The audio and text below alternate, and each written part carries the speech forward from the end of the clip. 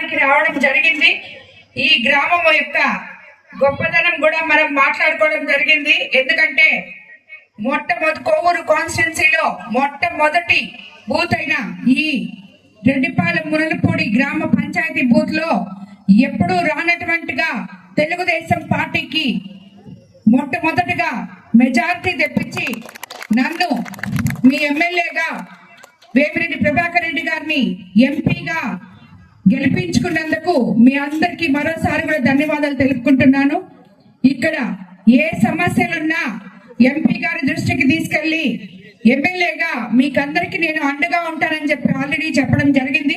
ఈ రోజు ఈ విపిఆర్ ఫౌండేషన్ ద్వారా మీకు మంచినీళ్లు సరిగా లేవు అని చెప్పిన దానివల్ల ఈ ప్లాంట్ ఓపెన్ చేయడం జరిగింది.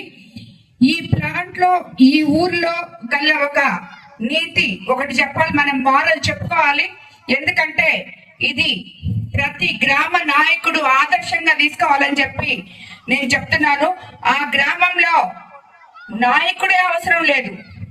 ప్రజలు పడుతున్న కష్టాలు ఎంతో తక్కువ సంపాదనతో కూడా 10 మందికి సేవ చేయాలి అని అనుకునే ప్రతి ఒక్క మనిషి ఒక నాయకుడే అవుతాడు. మురళి,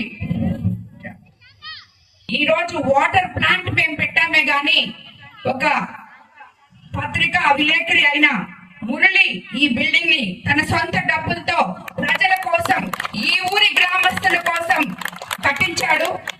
మీరేమంటారు? ఇతడు నాయకుడు అంటారా కాదంటారా? నాయకుడే కదా. ఆయన నాయకుడు కాదు. ఇంతకు ముందు ప్రజల కోసం, ప్రజలకి ఏదైతే అవసరమో అది చేసి వాళ్ళని మెప్పించగలడో అతనే నాయకుడు. నిజంగా ఆయన ఇది మన విలేకరులు, కోవూరు కాన్స్టిట్యున్సీలో ఉన్న విలేకరులు కూడా అందరు ఇది ఆదర్శంగా తీసుకోవాలి. మాకు సమస్యలు చెప్పడమే కాదు, సమస్యలు తీర్చడం కూడా మీకు తెలవగలగాలని చెప్పి నేను మీకు ఇందు మూలంగా అందరికి తెలియజేసుకుంటున్నాను. ధన్యవాదాలు మురళి. ఇదే మాదిరి ప్రతి